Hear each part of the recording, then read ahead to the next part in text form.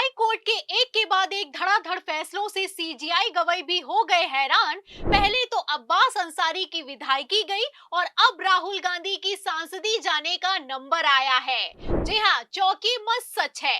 खबर है कि राहुल गांधी को कोर्ट ने समन किया है और समन के खिलाफ लगाई गई राहुल की याचिका को खारिज भी कर दिया है। एक तरफ हाई कोर्ट ने सख्त एक्शन लिया है, दूसरी तरफ सुप्रीम कोर्ट ने रिएक्शन दिया है, तो हड़कंप मच गया है। तो क्या हुआ है, क्यों हुआ है, आपको एक एक करके बताएंगे। सीजीआई गवाई ने राहुल को लेकर क्या आदेश पारित किया है, उस पर भी आएंगे। लेकिन खबर में सबसे पहले आप खेल समझिए कि आखिर क्यों सुप्रीम कोर्ट ने कहा कि ऊपर से नीचे तक पूरा का पूरा सिस्टम बर्बाद हो चुका है। सबसे पहले आप खबर देखिए अमर उजाला की। देखिए, इस खबर में लिखा हुआ है कि अब्बास अंसारी की विधायकी खत्म, सीट घोषित हुई रिक्त, छुट्टी के दिन खुला सचिवालय, सूचना आयोग को भेजी गई सूचना। तो छुट्टी के दिन सचिवालय खोला गया, एक तरफ सुनवाई पूरी हुई, दूसरी तरफ आनन फानन में चुनाव आयोग को सूचना भेज दी गई। चुनाव आयोग ने भी बिना देरी किए अब्बास अंसारी की विधायकी को तत्काल प्रभाव से कैंसिल कर दिया। आपको बता दें कि मुख्तार अंसारी के बेटे अब्बास अंसारी पर हेट स्पीच देने का आरोप है। आरोप है कि अब्बास ने यूपी के विधानसभा चुनाव 2022 के दौरान पुलिस को धमकी दी थी, जिसके चलते पहले तो मऊ विधायक अब्बास अंसारी की गिरफ्तारी हुई, फिर कोर्ट ने 2 साल की सजा सुनाई। तो क्या अब नेता प्रतिपक्ष राहुल गांधी को भी 2 साल की सजा होने वाली है? क्या राहुल गांधी की सांसदी फिर से जाने वाली है?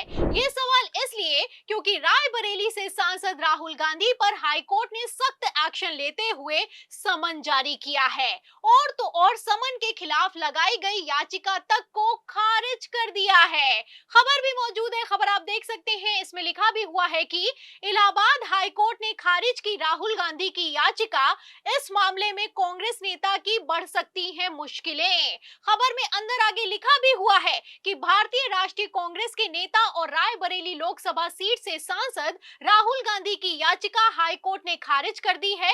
अब उनकी मुश्किलें बढ़ सकती हैं। खेल समझिए, एक तरफ अब्बास अंसारी पर आरोप है कि उन्होंने यूपी के मऊ में पुलिस को धमकाया है, 2022 चुनाव प्रचार के दौरान रैली में बयान दिया है कि मऊ प्रशासन का चुनाव के बाद हिसाब किताब कर देंगे।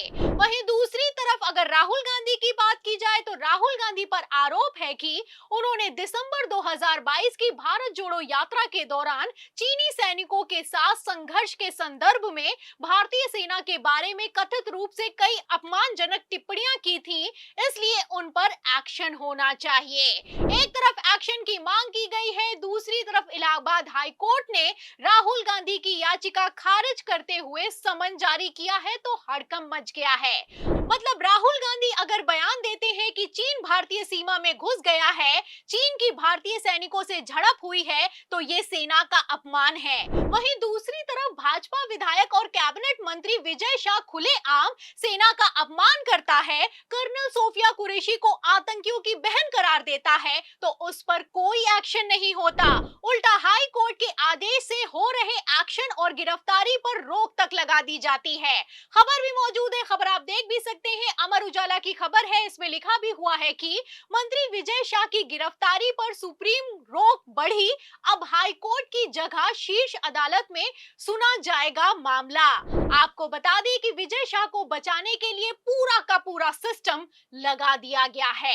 अब तक 10 आईपीएस का तबादला हो चुका है और एसआईटी के मुखिया तक को बदला जा चुका है। अब ये बेशर्मी नहीं तो क्या है, सवाल खड़ा होता है। मतलब जिस विजय शाह का बयान सोशल मीडिया पर वायरल है, हाई कोर्ट ने स्वतः संज्ञान लेते हुए एफआईआर दर्ज करने के आदेश दिए हैं, उस विजय शाह पर एसआईटी की जांच बिठाने का मतलब क्या बनता है? दम है तो अब्बास अंसारी की तरह विजय शाह की विधायकी को भी कैंसिल कीजिए और जेल में डालिए। लेकिन एक्शन लेना तो दूर की बात है, भाजपा में जो जितना नफरती बयान देता है उसको उतना बड़ा पद देता मिलता है, उतना बड़ा इनाम दिया जाता है।